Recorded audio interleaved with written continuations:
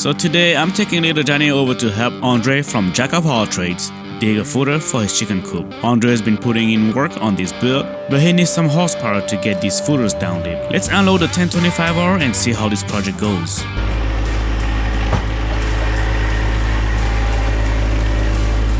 We're about to have a big one. Yeah.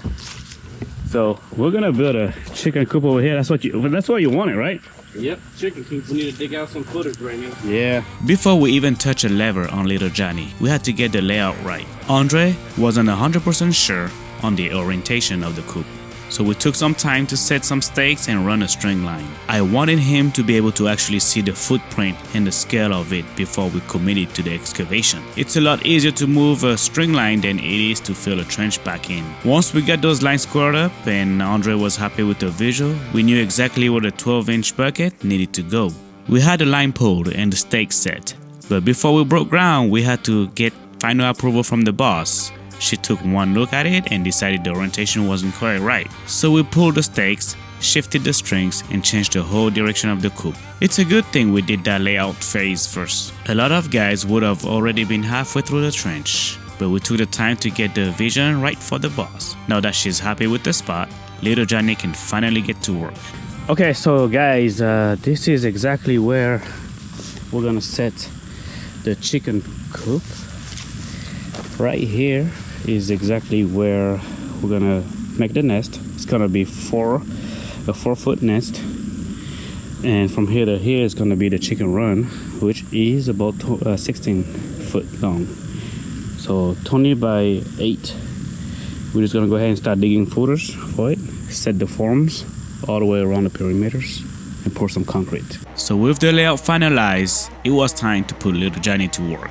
I backed the 1025R into position, dropped the outriggers, and started opening that footer with the 12-inch bucket. Even though it's a subcompact tractor, that 260B backhoe has some impressive breakout force. I'm focusing on keeping the trench floor level and follow our new lines perfectly. In this Georgia clay, you've got to be smooth with the hydraulic to keep the wall from caving, but the John Deere is handling it like a pro.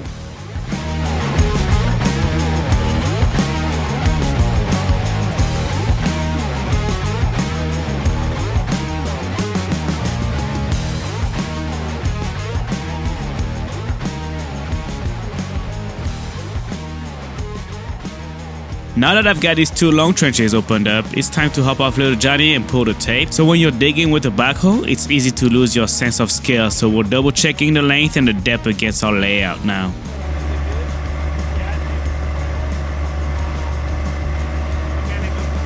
Now that the main trenches are dialed in, I wanted to give Andre a turn in the seat. He's the jack of all trades, which is close enough to all trades, but he hasn't spent much time on the backhoe of a 1025R. I hopped off and let him take the control of little Johnny so he could get a feel for the hydraulics. There's definitely a learning curve to coordinate the boom, the dipper and the bucket all at once, but he caught on quickly. It's always good to get some sit time on different machines. Plus, it gave me a chance to step back and survey the progress we've made so far. Just as we were wrapping up the final section of the footer, the rain started to come down on us, which put a halt to the digging for the rest of the afternoon. But we weren't about to let the day go to waste, so we loaded up and made a run to Home Depot to grab the lumber for the next phase. If we can be in the dirt, we might as well be staging the material so that as soon as this weather clears out, we can jump straight into framing. It's all about staying one step ahead of the forecast. 2x10 by 16 is cheaper by $10 compared to 2x10 by 2x12 by 16. Yeah, 2x12 are a lot wider, but Only a little bit, only 2 inches. yeah. So we're gonna do 2x10. 2x10 is a good size. It's a good size. All right, so we're back from the store and it's time to cut the wood to length. Because we don't have a cutting platform set up, we're making do and using the back of the trailer. Just a few more screws and we're ready to put the form in place.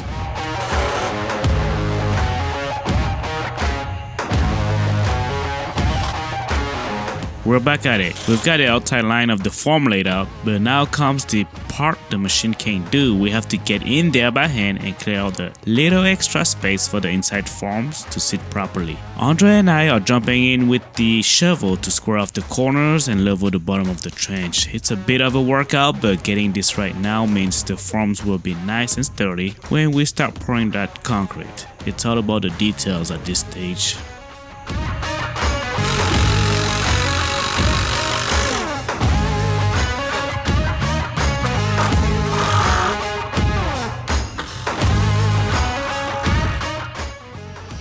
I guess we could have gone 16 by 10 and just made it wider. Oh, that, yeah. Or 16 by 12. Yeah. That way we don't have to cut any wood. Yeah, but then the nesting box would be what, 12 foot long? Hey, each chicken get their own. No, that's true. Each chicken get their No discrimination here.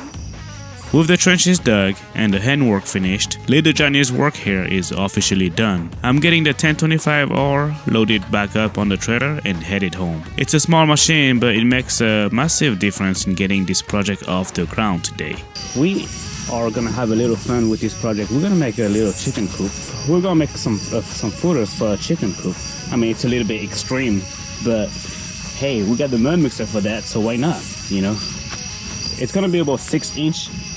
It's gonna be a 6-inch footer right there, about 10-inch deep or even more. But we're gonna put concrete in here, and then we're gonna put 2x4 on the outside there. So this one right here is 20 by 8. It's gonna be a 20 by 8 chicken coop. So pretty much once this is done, these things may be even a rat proof, you know, so any mouse or anything like that doesn't come in here.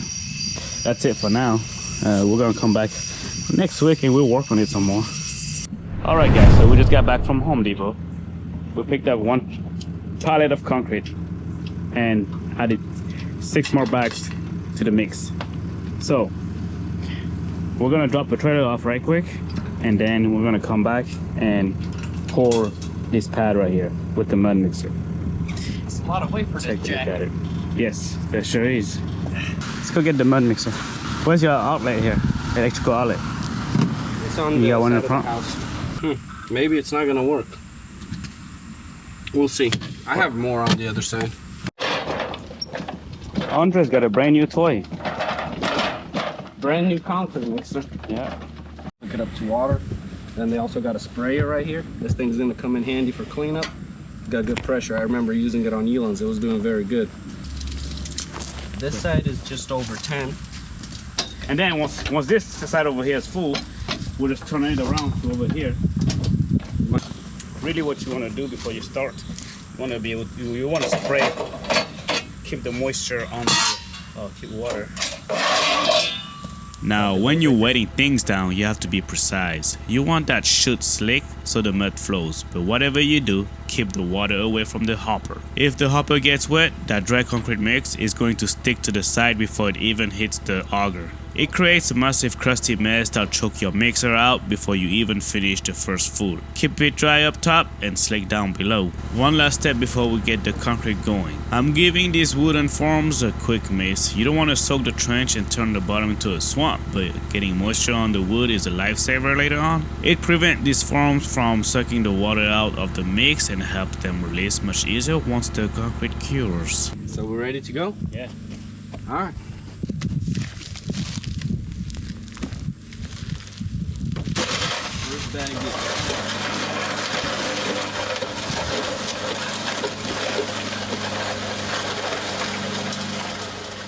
First batch came out a little dry. Since we aren't using any rebars in these footers, the strength of the pour depends entirely on getting a solid consolidated mass of concrete. If it's too dry, it won't settle into the corners of the form I cut. I started feeding in more water as the concrete passed through the chute. You can see it change right there. It goes from a pile of wet rock to a smooth workable mix. That's the consistency we want. It fills the form completely, levels out beautifully, and gives us a rock solid base for the rest of the build.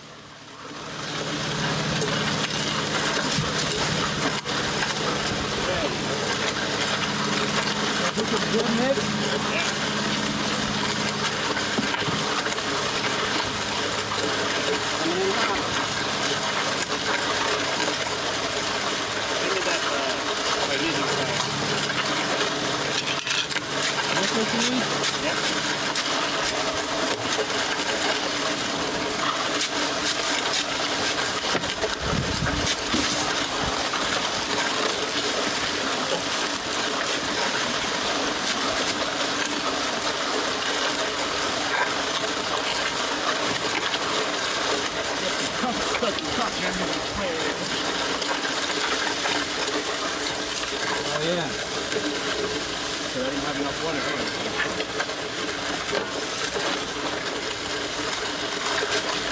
Now that we've got the water dialed in and that mix is coming out like perfect oatmeal, the guesswork is over. From here on out, it's all about the rhythm. We're just feeding the hopper, letting the electric motor do the heavy spinning, and watching the foam fills up.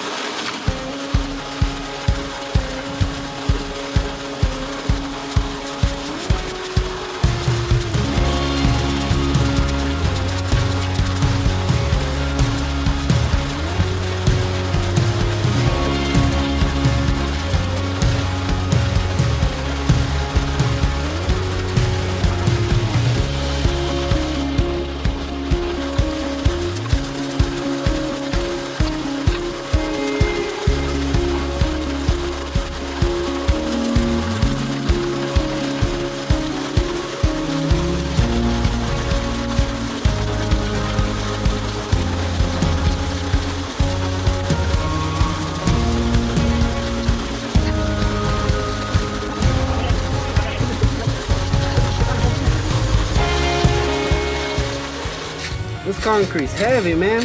Yeah. And you're moving it around like this. Wow. Just the water.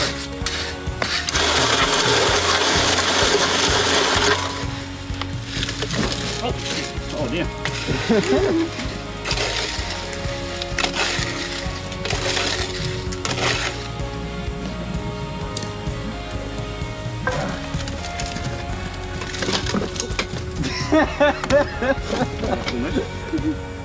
It's too heavy, man. Yeah.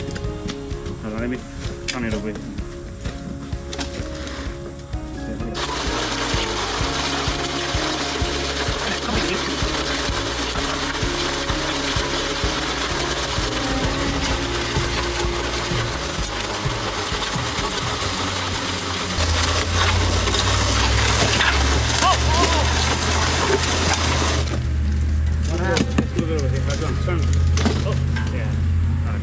I was gonna turn it over here, but the whole So you turned in the whole machine. yeah.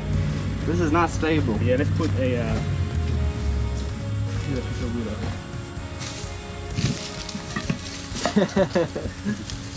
Thank goodness the whole thing didn't flip over. Yeah.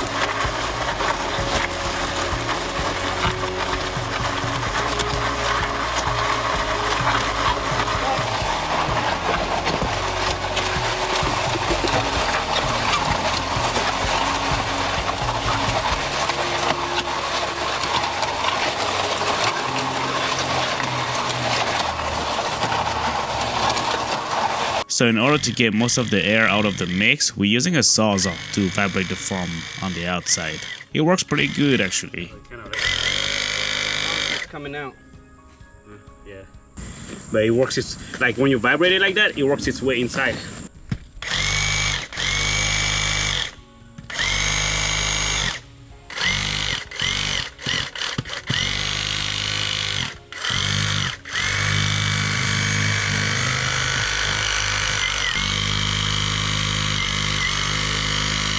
Since it settled so much, we had to go back and add a little bit more concrete to bring it back up to our grade. It's a little extra work, but it's the only way to ensure the footer is level and full strength from top to bottom.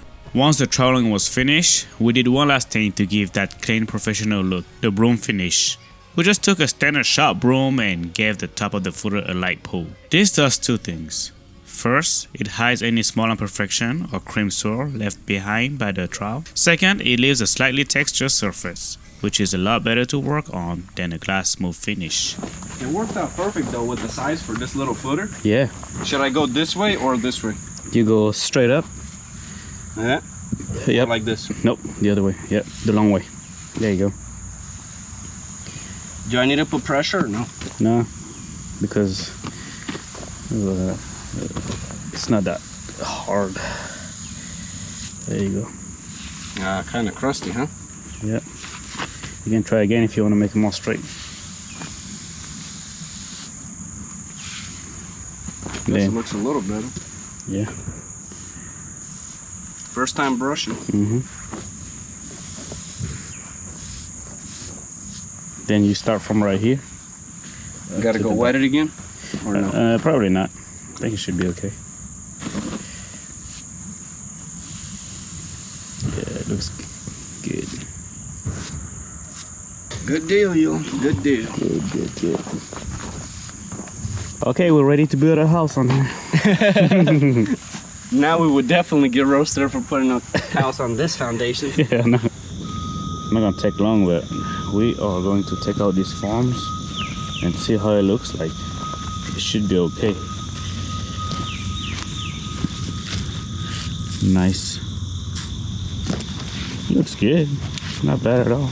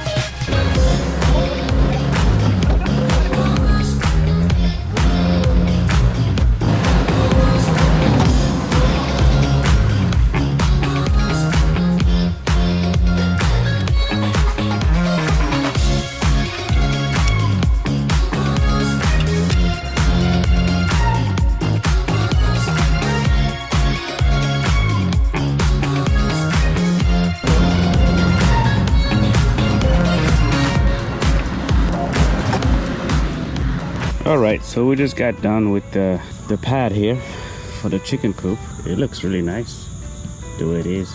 We've got the foundation done. So all we got to do now, all Andre's gonna do is just build a chicken coop around it. It's gonna be a 20 by 8 chicken coop. So he's gonna build it up from here on. Beautiful foundation. All done with the MudMixer. Nice and easy. With the foam strip and the dirt backfill, the foundation phase is officially in the books. It wasn't always easy getting the water dialed in and fitting every single bag through that MudMixer, but seeing it finished like this makes every sore muscle worth it. We're going to let this cure for now. I'm glad I could help Andre get the base of this project solid and level. Thanks so much all of you for watching our progress, and I'll see ya on the next one.